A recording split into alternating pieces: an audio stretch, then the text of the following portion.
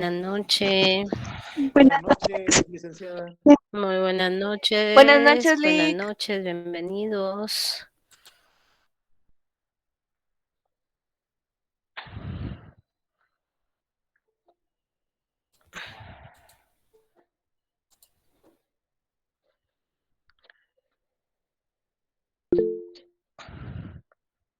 Buenas noches, Tiffany.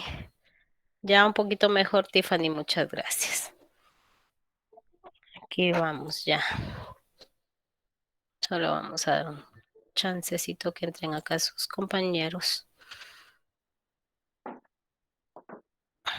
Buenas noches, licenciada. Buenas noches, Marlene. Bienvenida. Gracias, licenciada. Espero que esté mejor. Ya un poquito mejor, gracias. Ahí vamos poco.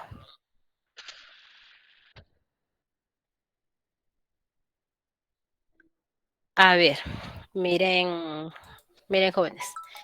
El señor Jorge Peña pidió autorización en coordinación con la licenciada Astrid Lemus y le autorizaron para que les platique acerca de un proyecto que él tiene. ¿Ya? Entonces, les va a hablar unos 10 minutitos ahí para que que él les dé a conocer su proyecto, ¿ya? Y ahí ustedes hacen sus consideraciones si quieren, si les interesa o no. ¿Ya? Entonces, dejo con ustedes al señor Jorge Peña. Yo aquí voy a estar ya dándole ingreso a sus compañeros. Desde que escuchamos, Gracias, por favor, gracias, Lick. Aquí tengo ya demos. mi temporizador. Oye, Lick. Bueno, Ahorita lo ponemos de una vez. Gracias. muy Bueno, bien, don Jorge. iniciamos. Aquí lo pongo. Bueno, tengan buenas noches, chicos. Es un gusto de saludarlos. Mi nombre es Jorge Peña y como bien lo mencionó la licenciada, tengo un permiso de parte de la coordinación del primer año de la carrera para poder hacer esta presentación. Quiero contarles rápidamente que yo tengo más o menos unos 8 años de estar llegando a la universidad, a los salones de clase, ¿verdad? Iba a hacer esta presentación, lastimosamente por causa de la pandemia, pues hoy lo estamos haciendo de esta manera. Pero yo trabajo para una editorial jurídica y el día de hoy quiero presentarles, dame un segundito, quiero presentarles lo que es un diccionario jurídico. Realmente es un material bien interesante, bien importante y yo tengo una presentación por acá. Para ir avanzando la vamos a poner. Ustedes me dicen, perdón, me confirman si sí se ve, perdón, y si escuchan mi voz. Ya se ve. Sí se ve, licenciado. Y si se escucha. Perfecto. Gracias. Empecemos, pues. Lo que les quiero presentar el día de hoy es un diccionario jurídico consultor magno. Lo interesante de este diccionario, bueno, es que no solo es un diccionario, de hecho es un consultor. Quiero contarle que trae 5 elementos jurídicos importantes que vamos a conocer ahorita más adelante. El diccionario, pues, es un libro físico y, como ustedes pueden ver, incluye un CD-ROM. Ahora bien, conozcamos un poquito de la ficha técnica del libro. Es un solo volumen, trae 816 páginas impresas a todo color. El libro es grande, mide 18 centímetros de ancho por 25 de alto. Y como ustedes vieron, pues trae un CD-ROM. Dentro de todos los elementos que vienen en el CD, podemos encontrar lo que son todas las constituciones políticas del continente americano. Son 21 constituciones en total. ¿Para qué sirven estas constituciones? Para el área de derecho internacional, derecho comparado y derecho constitucional guatemalteco. Bueno, ahora vamos a conocer un poquito lo que es los elementos jurídicos. El primero, pues, es el diccionario. Trae más de 11,000 palabras y abarca todas las áreas del derecho. Trae una adenda de voces latinas, que es un listado de las palabras que más se utilizan en latín en el lenguaje jurídico, con su traducción al español. Viene un glosario de nuevas tecnologías donde vienen todas las palabras de reciente incorporación a la jerga jurídica en el área de comercio, comercio electrónico, internet y tecnología. Le incluye también lo que es un diccionario traductor español-inglés, inglés-español, de términos jurídicos. Y vienen todos los tratados internacionales de derechos humanos que se han firmado hasta este momento. Los textos completos, artículo por artículo. ¿Por qué son importantes estos tratados? Porque estos tratados, chicos, son la base de la legislación, son la base de la creación de diferentes leyes en muchos países, incluido el nuestro. Aquí podemos ver unas fotografías internas de cómo se ve el diccionario. Ustedes lo pueden ver por ahí. Y tengo esto por acá. Esto que ustedes están viendo es una biblioteca jurídica digital que nosotros regalamos por la compra del diccionario. Le incluye 4 diccionarios: el diccionario de Cabanelas, el diccionario jurídico de Cabanelas, el diccionario jurídico de Manuel Osorio, viene un diccionario de criminalística, un diccionario de latinismos jurídicos y este manual de criminalística. Estos libros, si ustedes quisieran comprarlos, chicos, existen los libros físicos. Y ustedes tendrían que invertir más o menos 5,000 quetzales en tener toda esta colección de libros, más este curso en videos de oratoria jurídica. Pero en esta oportunidad nosotros se los vamos a regalar en formato digital. Estos libros los enviamos directamente a su correo electrónico. Bueno, voy a contestar la pregunta que todos tienen. ¿Cuál es el precio del diccionario? Ustedes pueden ver por acá que el diccionario tiene un valor de 1,200 quetzales. Ese precio de 1,200 lo pueden cancelar en 6 pagos de 200, en 8 pagos de 150 o en 12 pagos de 100 quetzales. Todos los pagos son mensuales. Pagos son mensuales. Pero también tenemos un precio especial. Normalmente el diccionario, el precio normal al contado es de 960 quetzales. Ahorita tiene un descuento adicional de 210 quetzales. El diccionario le estaría al contado en 750 y puede cancelarlo si usted desea en 2 pagos de 375 quetzales. Bueno, ahora vamos a hablar un poquito de por qué vale la pena adquirir el diccionario y cómo ustedes lo pueden adquirir.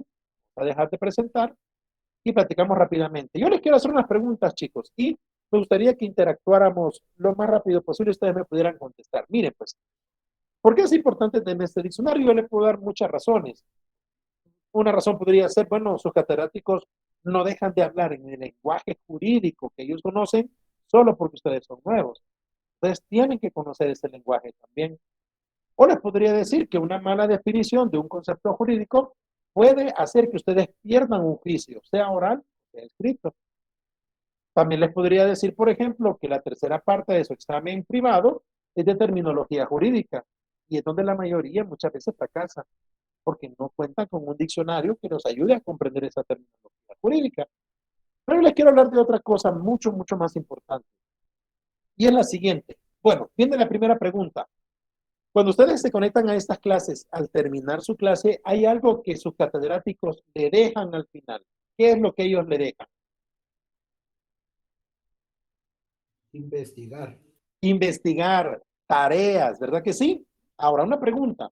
Cuando ustedes no tienen un diccionario como este, tienen que investigar a dónde van a buscar esa información. Biblioteca o una persona particular. Correcto, biblioteca, correcto. Puede sacarle fotocopia a algún libro. Vamos a internet, ¿sí o no? Buscamos información en Google, Wikipedia, Rincón del Vago, qué sé yo, en cualquier otro lugar. Perfecto. Usted imprime hojas y saca fotocopia. Perfecto. Ahora, la pregunta que quiero hacerle bien rápida. ¿A dónde van a parar esas impresiones y fotocopias cuando ustedes las terminan de utilizar?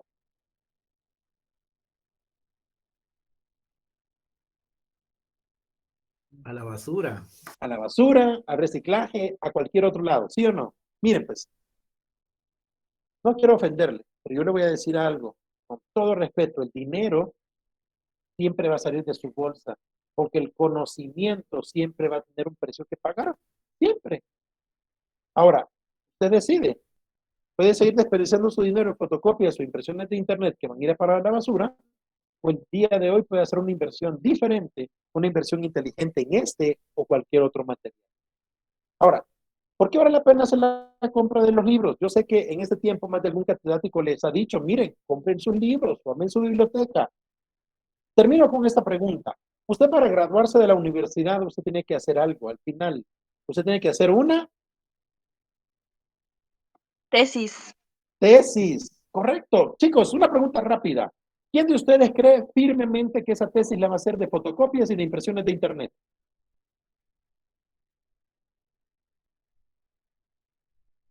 Nadie. ¿Verdad que sí? ¿Por qué? Porque en la tesis, al final de la tesis hay un apartado que se llama bibliografía.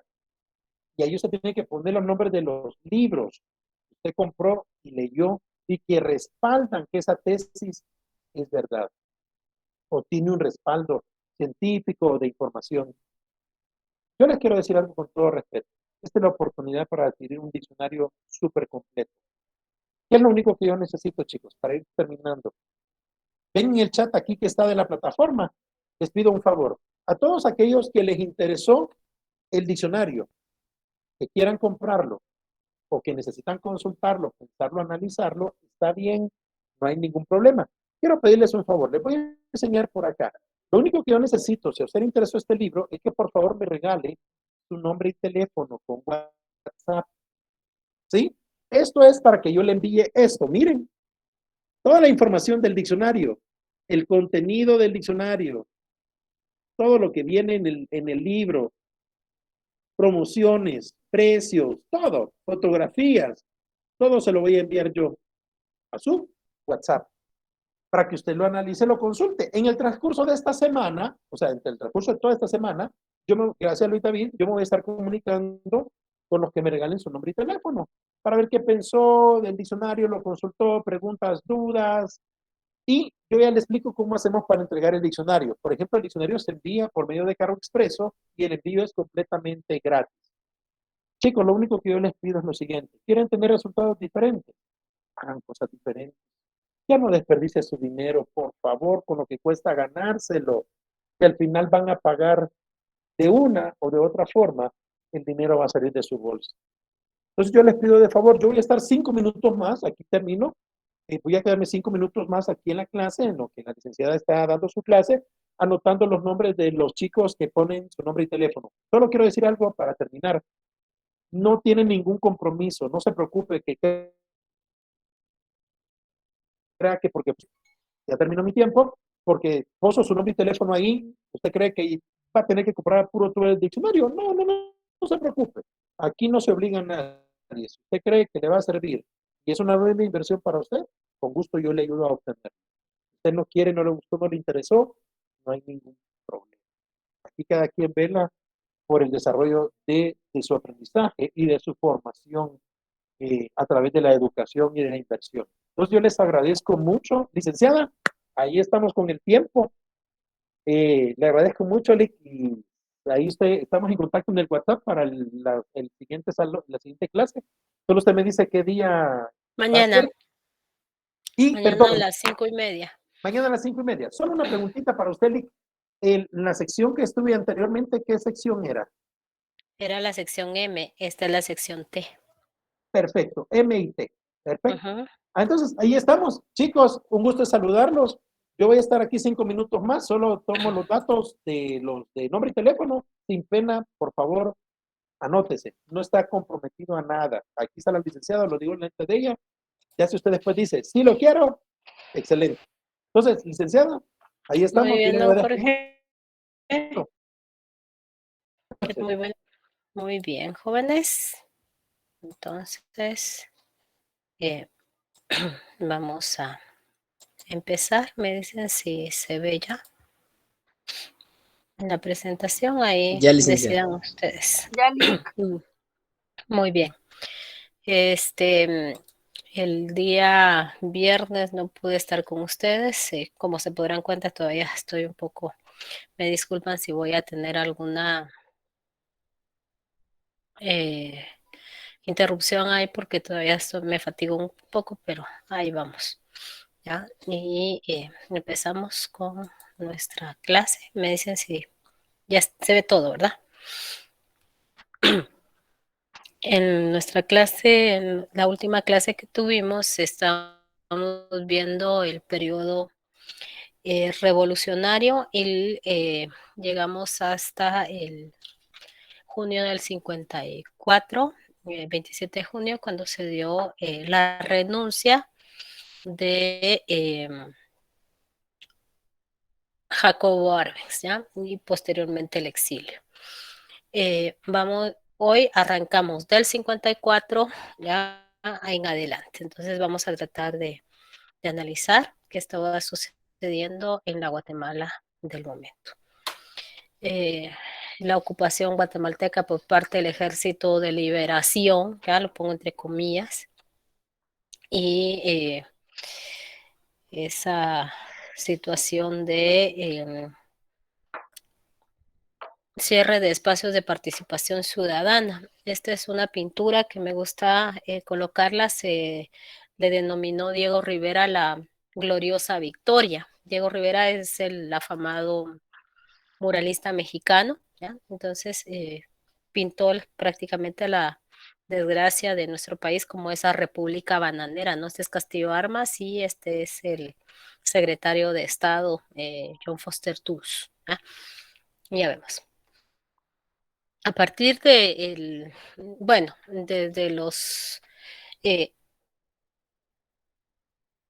ante todos los cambios que había hecho Guatemala con respecto a la seguridad social, la cuestión de la reforma agraria, crear proyectos de tinte nacional.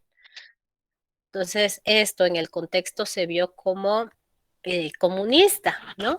Ese mundo bipolar, esa teoría del comunismo anticomunismo a partir de la Guerra Fría. Y mucho se ha dicho de la Guerra Fría y qué es en sí la Guerra Fría. Pues la Guerra Fría fue un conflicto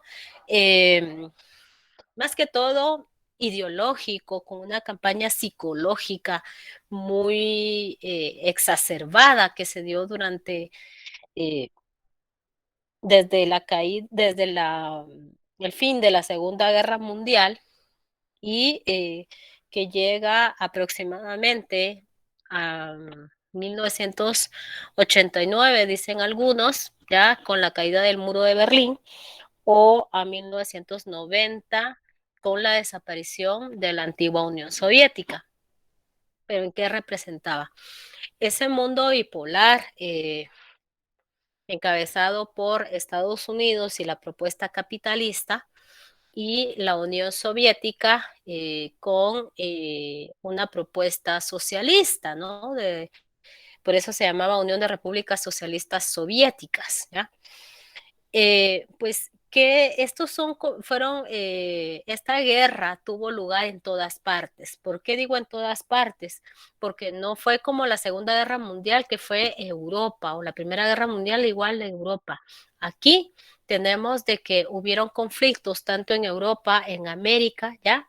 Y Guatemala, que fue uno de esos experimentos en el contexto de esta Guerra Fría. Ya, entonces se exacerbaba de esos grandes ejércitos que iban a tener injerencia en América, que pretendían ¿cómo se llama? La desaparición de esos, la expropiación de los grandes territorios, que las élites de América iban a perder sus propiedades, etcétera, ¿ya? Entonces, se inauguró producto de esa guerra ideológica, esa exacerbación en contra del comunismo, ¿no?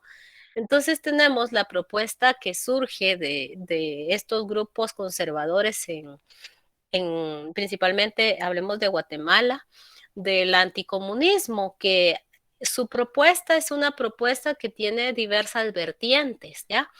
Y que cualquier situación de corte democrático, por lo más democrático que se hubiera, que se tenga en Guatemala, pues se va a ver como algo malo y tachado de ser lo peor, de satanizarlo. ¿Y cómo se logra esto? Por medio de distintas características que vienen del capitalismo, que se toman de cristianismo, de la cuestión de la religión más que todo, ¿no? Un nacionalismo exacerbado, pero en mal, ¿no? Entonces, muy conservador, ¿ya? Entonces, que no querían dejar ningún ápice de espacio, de participación democrática.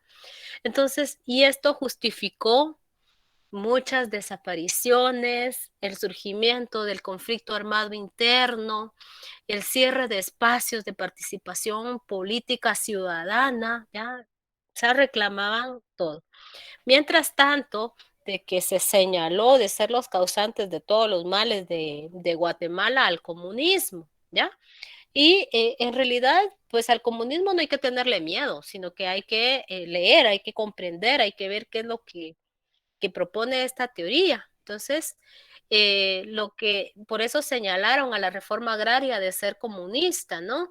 En donde decían, bueno, se está expropiando esas grandes propiedades y se los van a entregar a esa gente que no tiene moral, etcétera, etcétera. Entonces, mientras lo que propone es una repartición equitativa de los medios de producción, tener acceso a esos medios de producción y repartirlos dentro de la sociedad que la trabaja, ¿no? Entonces esa era parte, una de las propuestas.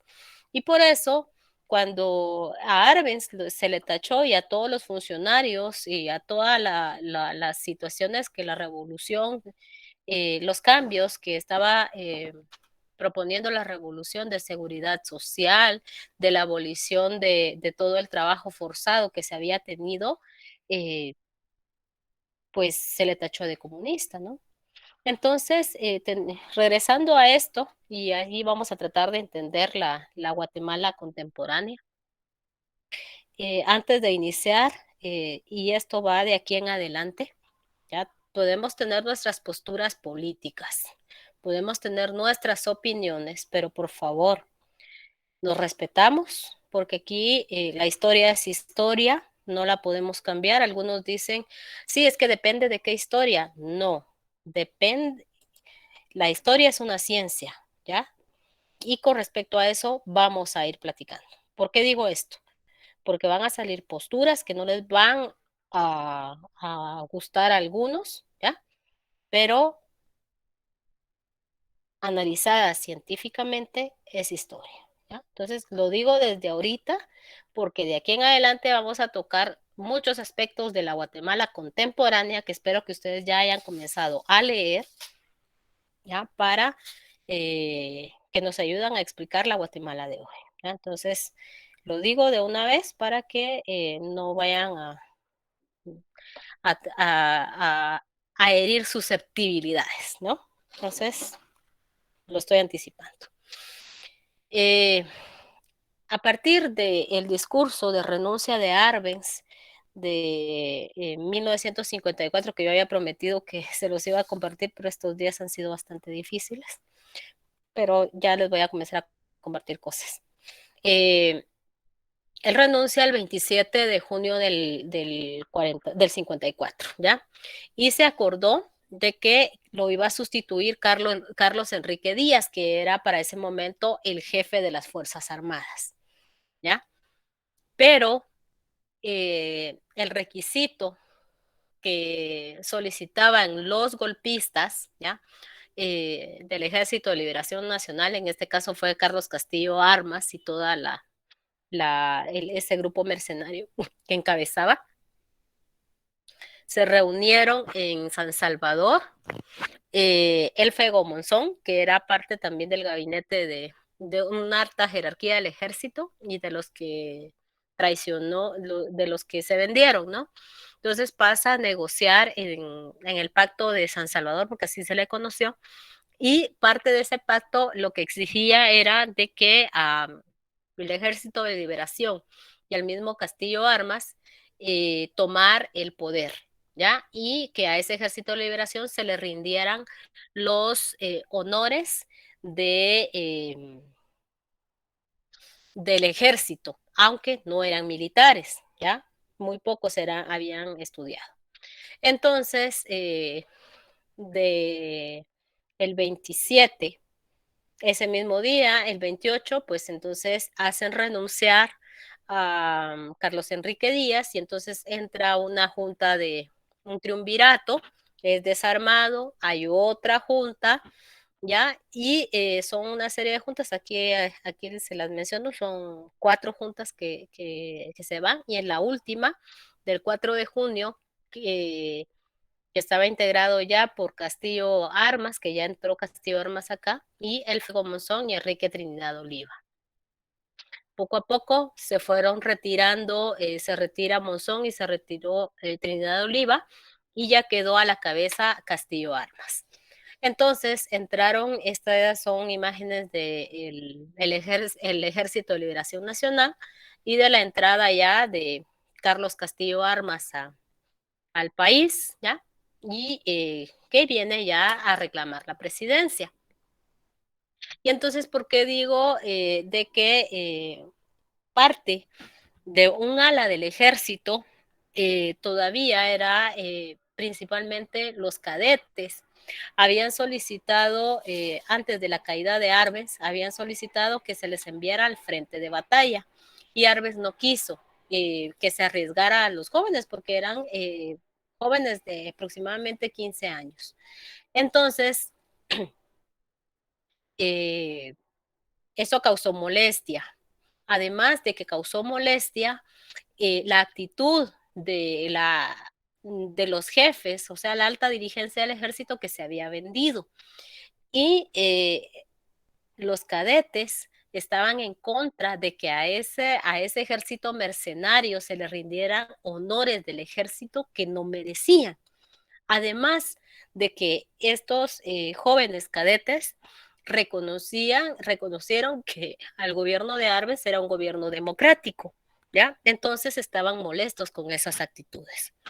Esto hizo de que los cadetes se levantaran el 2 de agosto para exigir la salida de ese ejército contrarrevolucionario que estaba acantonado, porque para ese momento se estaba construyendo el Hospital Roosevelt, y ahí los tenían hospedados. Entonces, este levantamiento fue bastante fuerte, tanto que los cadetes hicieron que se rindieran los mercenarios, ¿no? Y además de que fueron apoyados por un grupo del ejército, que va a ser el que posteriormente se levantó en 1960, ¿ya? Entonces, este levantamiento se le conoce como el levantamiento de la dignidad, porque son los jóvenes cadetes de 15 años los que se levantaron, y el reclamo era de que no querían que se hubiera injerencia de tropas extranjeras en Guatemala, ¿no? Entonces, y tropas mercenarias, ¿no? Entonces, para ellos era un insulto esa situación. Eh, este levantamiento trajo consecuencias, porque muchos de estos jóvenes, algunos fueron al exilio, algunos murieron en el levantamiento, y otros fueron castigados, severamente castigados. El mismo arzobispo metropolitano medió para garantizar de que no hubiera represalias, pero al final hubieron represalias, ¿no? Entonces, ese levantamiento, y el de 1960 van a ser los últimos de esa ala revolucionaria del ejército. Algunos de los jovencitos que murieron en la refriega, ¿ya? Y los otros pues fueron enviados a batallones de castigo al oriente, y otros al norte del país, ¿ya? Y luego de esto, en septiembre del 54, pues ya Castillo Armas tomó el control del Estado, ¿ya? Como presidente.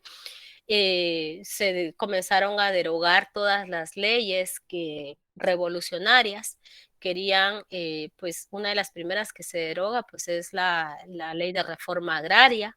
Las tierras vuelven nuevamente al pequeño grupo y también a la empresa bananera, y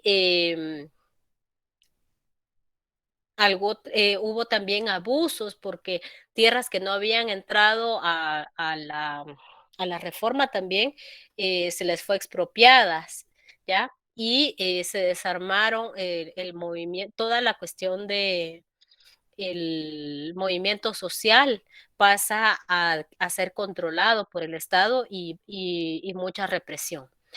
En el plano político, pues entonces hubo, para legitimar en el poder a Castillo Armas, hubo un plebiscito en donde le preguntaban a la gente si quería que Castillo Armas se quedara en el gobierno, sí o no. Entonces la gente tenía que decir su respuesta a viva voz, ¿ya? También ese mismo mes instaló una Asamblea Nacional Constituyente para que se redactara una nueva constitución, que fue la constitución de 1956, ¿ya? Del 54 al 56, como año y medio para hacer una constitución, y una constitución que es como una de las peores. Ya aquí tenemos el día de la investidura ya de don Castillo Armas como presidente, y tenemos acá a Mariano Rosselli Arellano, ¿no? Recuérdense que la iglesia muy a favor de el movimiento de pues contrarrevolucionario. Tenemos un estado totalmente anticomunista, lo que les decía, toda la libre asociación que había habido durante la revolución, pues ahora querían desarticular todos los sindicatos y persecución a un gran número de dirigentes y funcionarios que hubieran ocupado algún cargo público durante la revolución. Pues derogar el decreto 900, la prensa censurada, una persecución sistemática de intelectuales. La universidad a partir de acá pasó a ser foco de represión muy fuerte, ¿ya? Y de manera sistemática, bastante sistemática. Pues aquí ya a don Castillo Armas, ¿no? Además,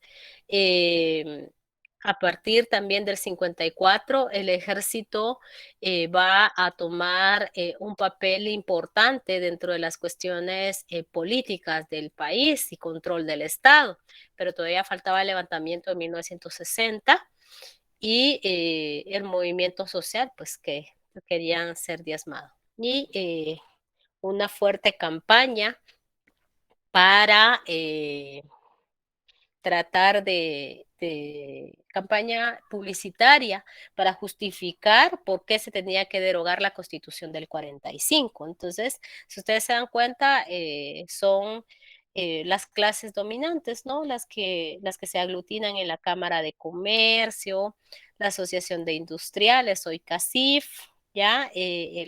La AGA, agricultores, sindicatos, ¿ya?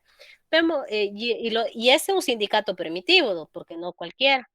Entonces, estas campañas publicitarias pues se mantenían, eso fue recurrente, entonces parte del diario de Centroamérica, se lo digo porque he investigado un poquitito esto. Y pues miren la empresa bananera saludando a Guatemala de que ya había sido liberada, ¿ya? Entonces el diario de Centroamérica también celebrando, ¿no? No de la liberación. ¿Qué características tuvo la Constitución que entró en vigencia en el 56? Pues una Constitución totalmente anticomunista, eh, además de significar un retroceso para Guatemala, porque después de la del 50, de la del 45, pues esta fue como un insulto, ¿no? Pero entró en vigencia, se restableció la figura del primer designado. El principal objetivo era mantener en el poder a Castillo Armas, ¿ya? Y la figura de la iglesia como con personalidad, se le permitió la personalidad jurídica con el objetivo de que pudiera adquirir bienes, ¿ya? Esto para la iglesia fue importante. Luego hay una crisis, nuevamente la crisis de el presidente del magnicidio, ¿no? Porque cuando se asesina a un presidente, pues es un magnicidio. Entonces, hay distintas versiones acerca del asesinato de Castillo Armas, desde que fue Romeo Vázquez Sánchez el autor, ¿ah? porque esa es la versión oficial del Estado de Guatemala, aunque se han conocido las otras versiones desde que fue enviado a asesinar por parte de Leonidas Trujillo, que era el presidente, el dictador dominicano, debido al resentimiento que le tenía tanto a Guatemala y principalmente a Castillo Armas, que había que Trujillo le había dado a Castillo Armas $150,000 para que se pudiera organizar ese ejército mercenario para votar a Arbenz, ¿ya? Además de que se señaló a los militares, también se señaló a los grupos revolucionarios y otra de las versiones es de que parte también de esa oligarquía guatemalteca que le exigían a Castillo Armas que restableciera el trabajo forzado, que derogara el código de trabajo y se derogara también el Instituto Guatemalteco de Seguridad Social, ¿ya? A cosas que no podían retrocederse. Entonces, hay distintas hipótesis de este asesinato. Bueno, lo que sucedió es el hecho que nos interesa es de que lo mataron y entonces hay una crisis política en relevo del poder. Según la Constitución del 56, como se restableció la figura del primer designado, entonces tenía que pasar 6 meses para convocar a elecciones, pero hay un fuerte reclamo de cuestiones ahí. La situación de que asumió posteriormente Guillermo Flores Avendaño, ¿ya? Que era un militar para convocar a elecciones y luego de el estira y encoge, pues entonces salió electo Miguel Idígoras Fuentes, que era un viejo funcionario ubiquista, ¿ya? Él también se había ofrecido como voluntario para dirigir ese movimiento de liberación nacional, pero la CIA no le tenía confianza, entonces por eso ¿cómo se llama? Eligieron finalmente a Castillo Armas, ¿no? Pero acá llegó Miguel Idígoras Fuentes, eh, es un gobierno caracterizado por la demagogia, ¿ya? Un fuerte señalamiento de corrupción, eh, totalmente anticomunista. Aquí las situaciones se van poniendo mucho más fuertes, ¿ya? Parte del legado de la revolución del 44, parte de la infraestructura física y un poco más significativo era también todo ese movimiento social que se había formado, esa organización de permitirse la sindicalización, las ligas campesinas, ¿ya? Entonces eso dejó como mucha escuela y hubo mucha participación tanto de la ciudad como del campo. Entonces esto se va a ver en los posteriores años, ¿ya? Y acá comienza a verse. Entonces, él se denominaba eh, ingeniero y militar e ingeniero, ¿ya? Entonces así se denominaba. Además de que bajo la cartera de educación, frente a la cartera de educación puso a Julia Quiñones. Y Julia Quiñones había sido una mujer muy nefasta que coaccionaba a las señoritas durante la dictadura de Jorge Ubico para que se hicieran amantes de Ubico, o sea, las coaccionaba, Ubico las elegía y ella las coaccionaba para entregárselas, ¿no? Entonces, pues, sin mayor preparación alguna, la puso al frente de la cartera de educación, entonces eso causó mucho descontento. Además de los señalamientos de corrupción, ¿ya? Y de fomentar la integración de Centroamérica, porque una de las alternativas que se tuvo como para ir frenando un poco la demanda social era de que se fomentara una integración de Centroamérica por medio del mercado, de un mercado común centroamericano para brindar apoyo logístico a Centroamérica y también a Guatemala. Entonces, una de las prioridades de Miguel Hidigueras Fuentes era quedar bien con los Estados Unidos. Y tanto fue así de que abrió las puertas para que en 1959 en Cuba triunfó la Revolución Cubana. ¿Y qué tiene que ver Cuba con Guatemala? Mucho. Resulta, ¿se recuerdan ustedes cuando platicamos en la clase anterior de que por Guatemala había pasado este médico eh, Ernesto Guevara de la Cerda, ¿ya? Porque era médico, que posteriormente tuvo contactos con los hermanos Castro, ¿ya? Entonces, en Cuba triunfó la Revolución Cubana. Entonces, estamos hablando del contexto de la Guerra Fría. Y la Revolución Cubana se declaró socialista. Entonces, Estados Unidos quería organizar un ejército, así como el que invadió Guatemala, para votar a Fidel Castro, ¿ya? Para votar la Revolución Cubana. Y entonces, ese grupo de mercenarios que estaba preparando los Estados Unidos, pues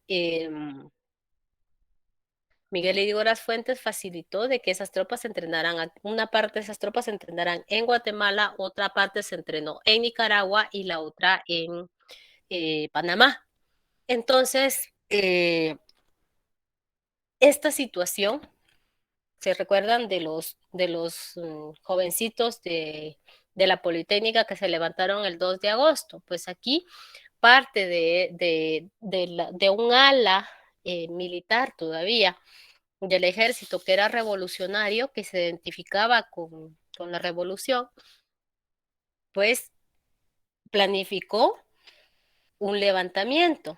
Y el objetivo del levantamiento era, pues, darle golpe de Estado, ¿ya? Exigir la renuncia del presidente, ¿ya?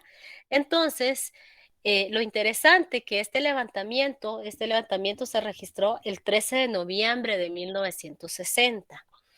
Entonces se hizo una reunión de levantamiento, quería ser un poco similar a lo que había sido el de 1944, donde participó Arbenz. Solo que acá estaba encabezado por militares que habían sido entrenados por Estados Unidos en contrainsurgencia, ¿ya? Pero eso no quiere decir de que estas personas no fueran pensantes. Entonces parte del rechazo era primero la forma entreguista en que el gobierno de Diego Aras Fuentes estaba permitiendo que se entrenaran esas tropas mercenarias en el país. Eso lo consideraban a ellos como una traición. Aparte de exigir la renuncia de Castillo Armas y solicitaban la destitución ¿cómo se llama? Del ministro de la Defensa, de que hubieran cambios en la oficialidad y retomar valores militares, ¿ya? Entonces, esa era la esencia del levantamiento.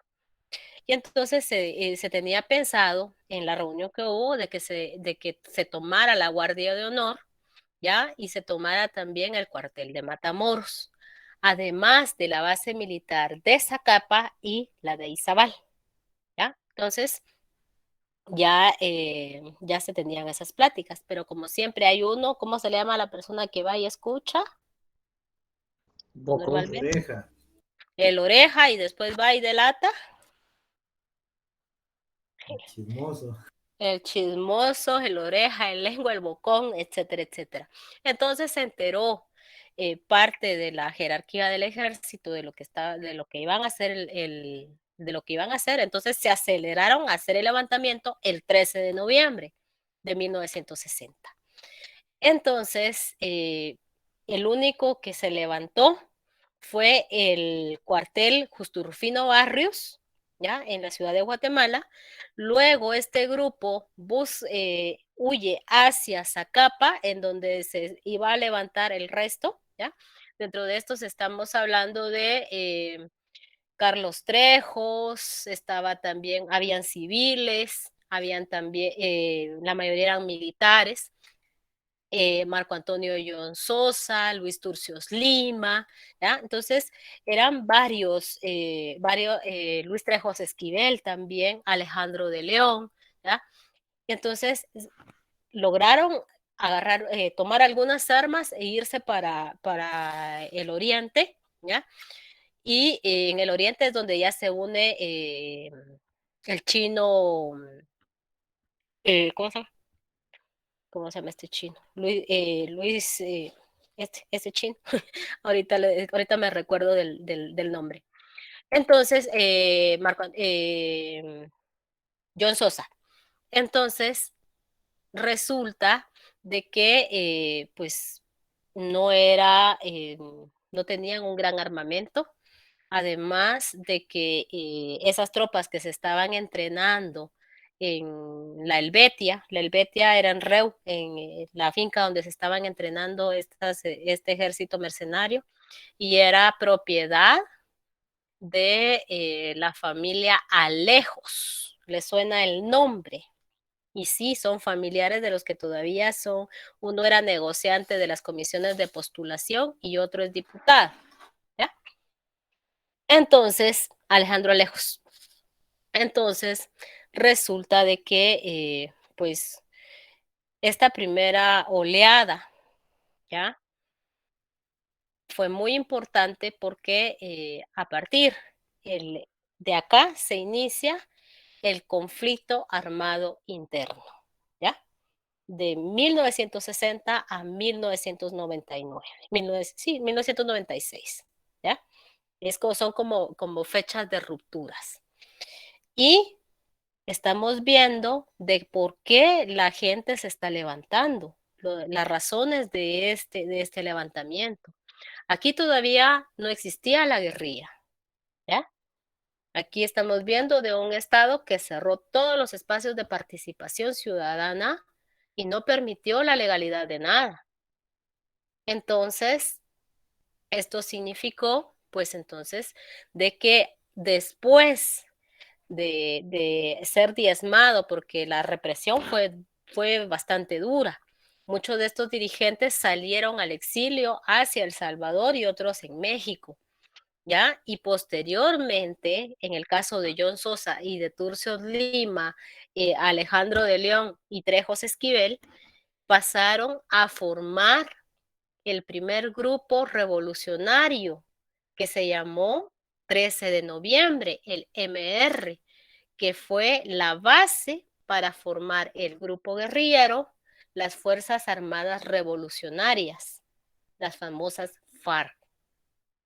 Entonces estamos viendo de que esa ruptura fue dentro del mismo ejército, ¿ya?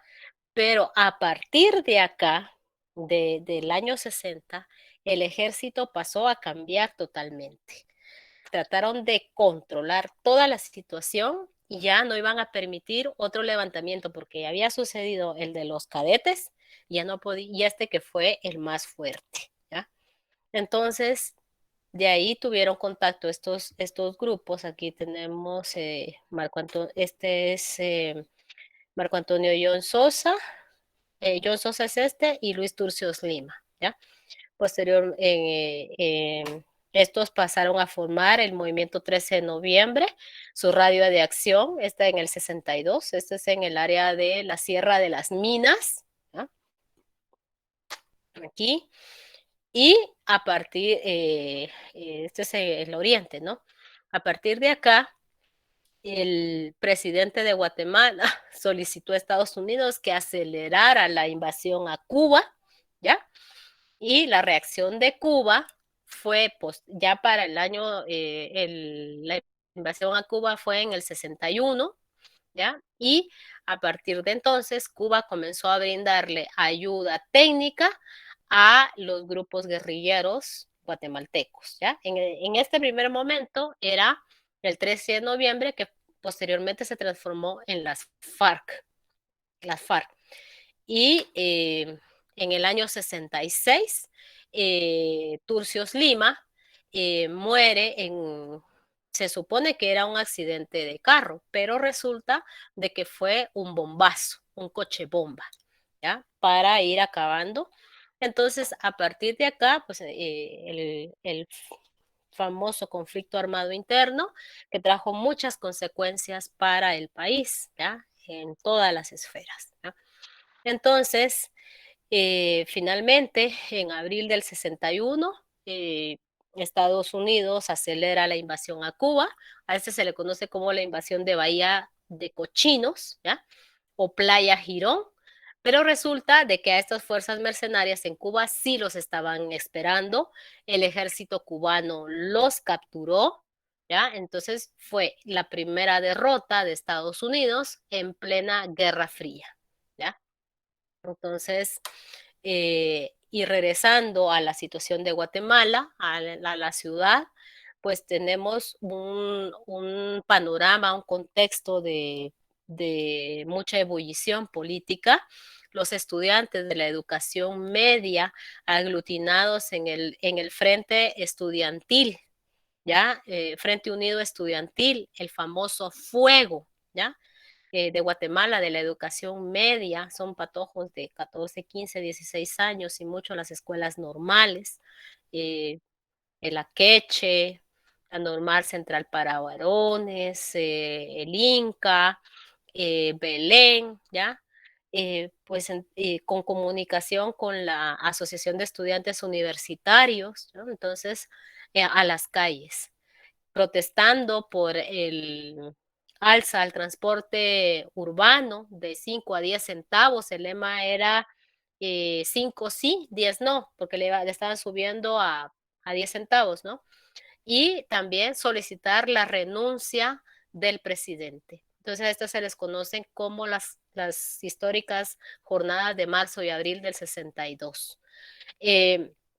Además, los fuertes señalamientos de corrupción seguían, ya venía el contexto de las elecciones, la convocatoria a elecciones, y en esas elecciones pues se había establecido de que para tratar de calmar un poco la situación de las protestas, pues se abrió las puertas para que se formara el Partido Revolucionario, en donde comenzaron a aglutinarse esas fuerzas que habían pasado a la clandestinidad, algunos, ¿ya? Y a solicitarle al expresidente Arévalo para que se presentara como candidato presidencial por parte del Partido Revolucionario, porque así le denominaron. Y entonces el doctor Arévalo acepta, ¿ya? Y desde México da a conocer una carta al pueblo de Guatemala en donde era su plan de gobierno, pero el ala más conservadora del ejército dice, no podemos permitir que nuevamente un participante de la revolución del 44 venga a presentarse como candidato a la presidencia y lógicamente todo indicaba a que Arévalo iba a ganar esas elecciones. Entonces, le dieron golpe de estado a Miguel Ydígoras Fuentes en el año 63 y le da el golpe de estado su ministro de gobernación, ¿ya? Entonces, y también parte de la política antisubversiva, ¿ya? Del ejército era diezmar a esos grupos guerrilleros que se habían levantado en el 62, ¿ya? Ese 13 de noviembre, ¿ya? Entonces, en el área del oriente.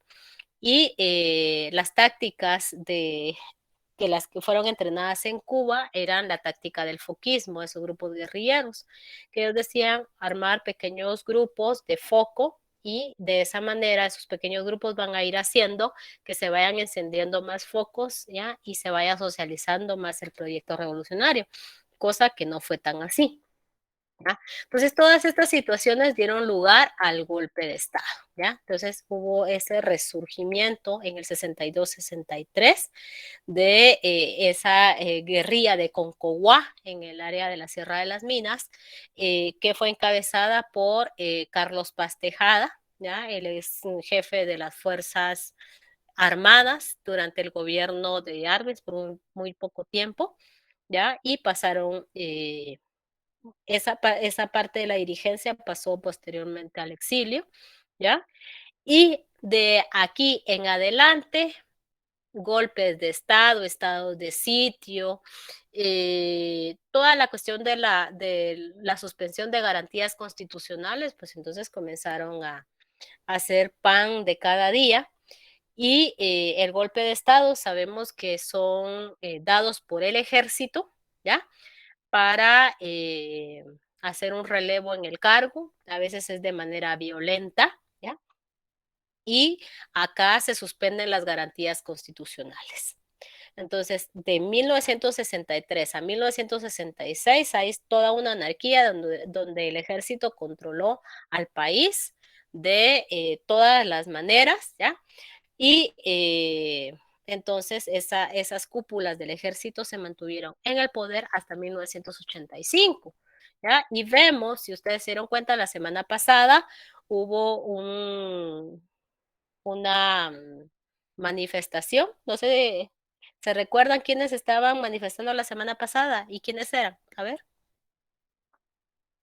Los militares, exmilitares. ¿Quiénes son ellos? Esos exmilitares que hicieron.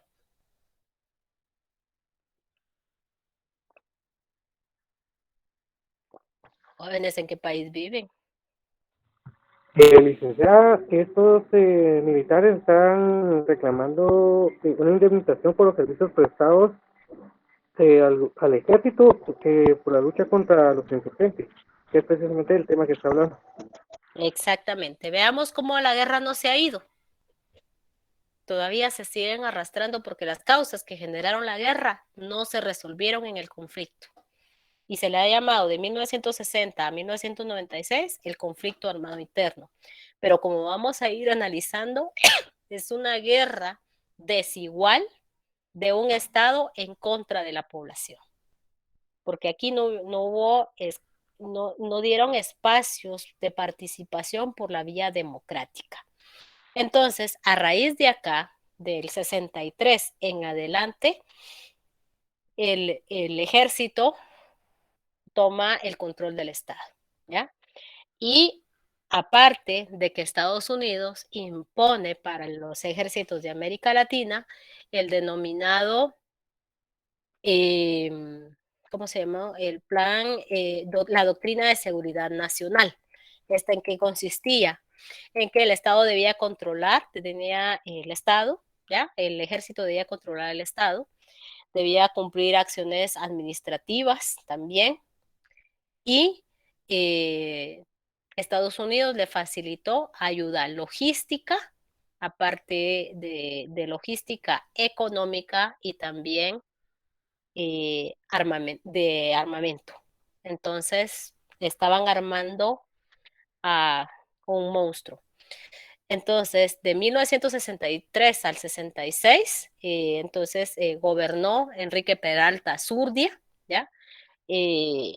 Los puntos claves del plan de gobierno de Peralta Zurdia, primero, derogar la constitución del 56 y armar una nueva constitución, además de sentar las bases de la militarización del Estado y una lucha contra insurgente. Esos eran los objetivos fundamentales y no permitir que regresara Juan José Arévalo a presentarse como candidato presidencial. ¿ya? Entonces, gobernó a base de decretos. ¿ya? Entonces, la doctrina de seguridad nacional se mantuvo durante todos los años de la Guerra Fría, ¿ya? Y entonces, para controlar esos denominados focos guerrilleros y controlar a la sociedad en general.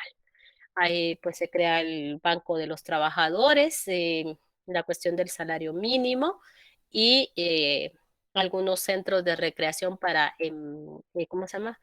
los trabajadores del Estado. En la situación política, este partido, el Movimiento de Liberación Nacional, aglutinó a su alrededor a a esos grupos que habían apoyado las fuerzas contrarrevolucionarias, ¿no? Y tuvo su presencia política hasta 1996. Sus dirigentes más significativos estaba Mario Sandoval Alarcón, ¿ya? Que en su momento había formado el Comité de Estudiantes Anticomunistas, el PUA, así le llamaban. También Lionel Cisniega Otero, estos fueron diputados, participaron en la constituyente del 65 y en el caso de Sandoval Alarcón fue hasta vicepresidente, ¿ya? Y fue diputado.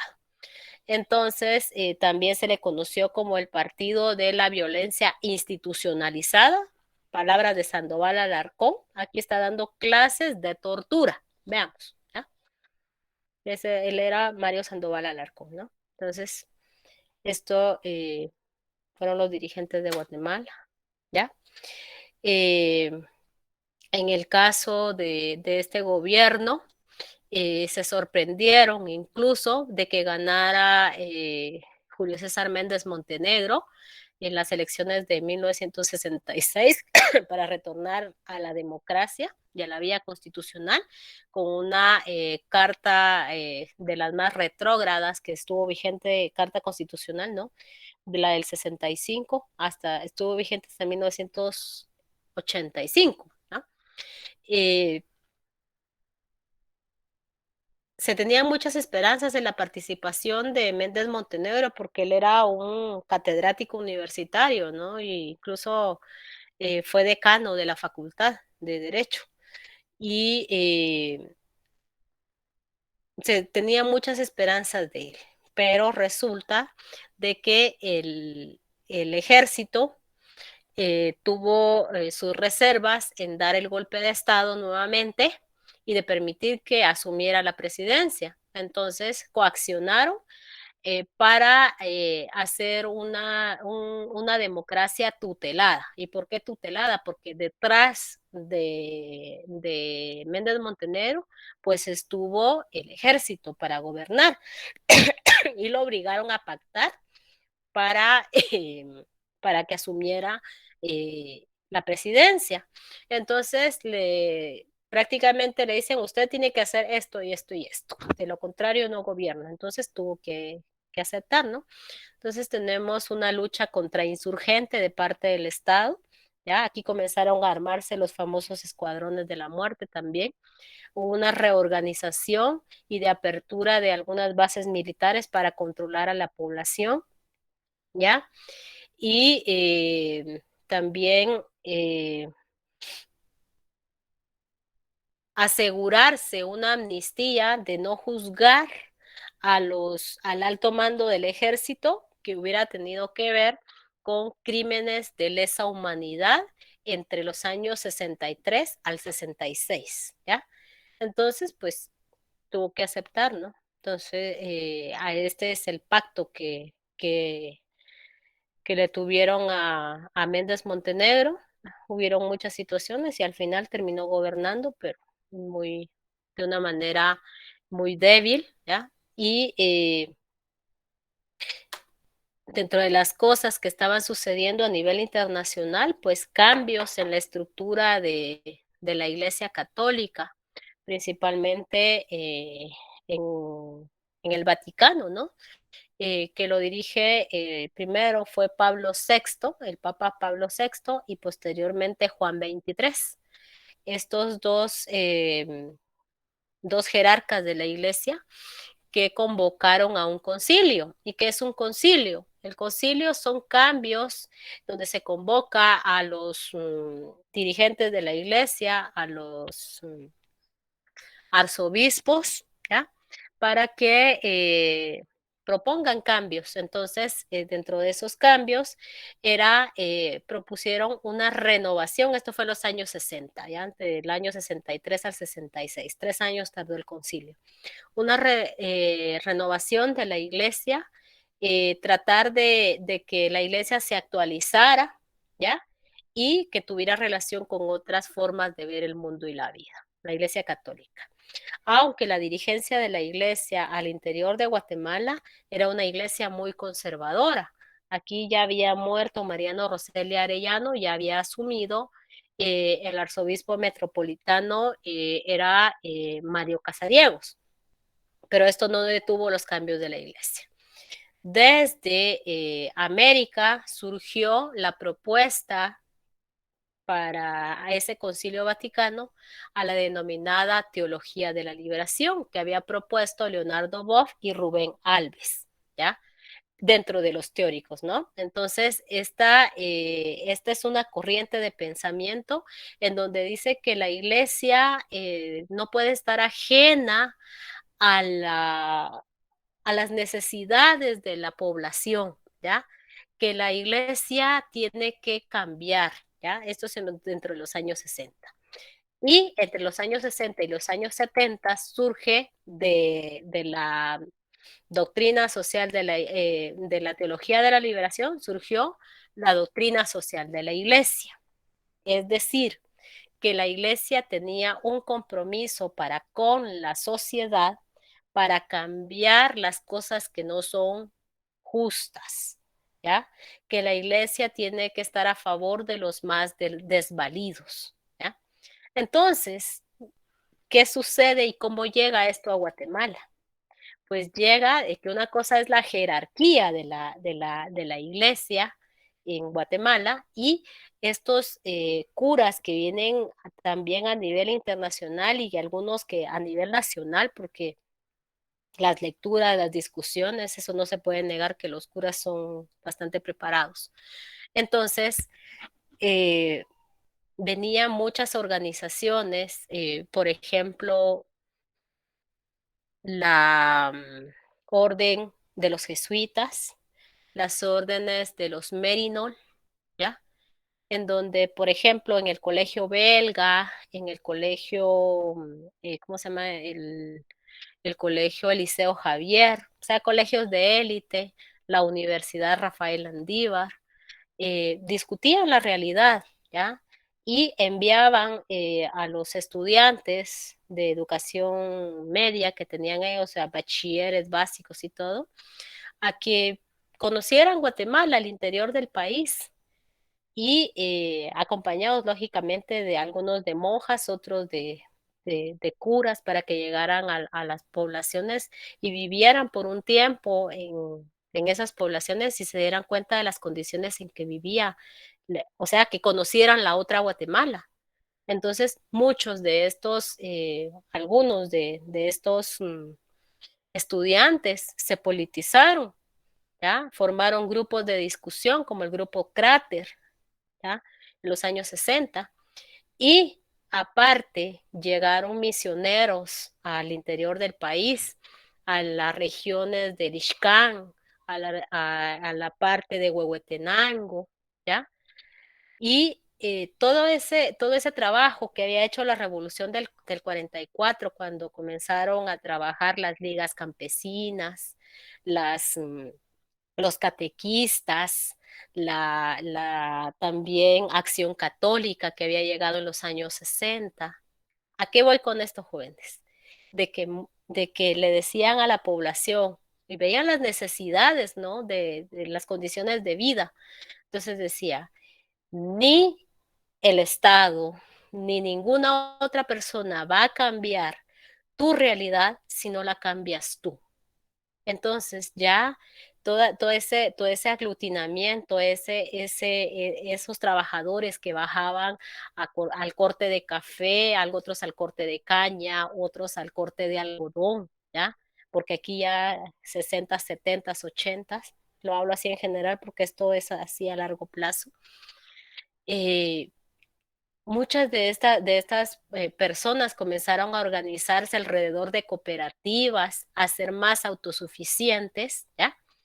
Y algo importante acá, de que en los años 60 el radio de acción de la guerra, o sea, del conflicto y de la persecución a los grupos guerrilleros, fue el Oriente, a partir de los años 70, ya comenzaron a ver como insurgente a cualquier grupo, ¿ya?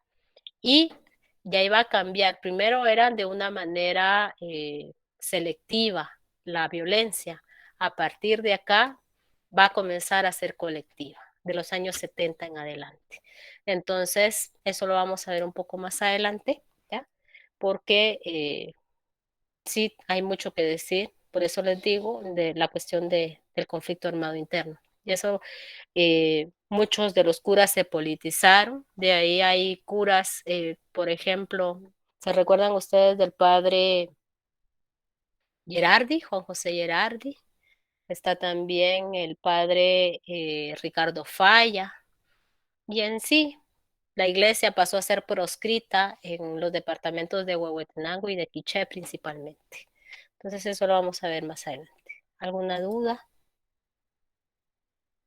antes de?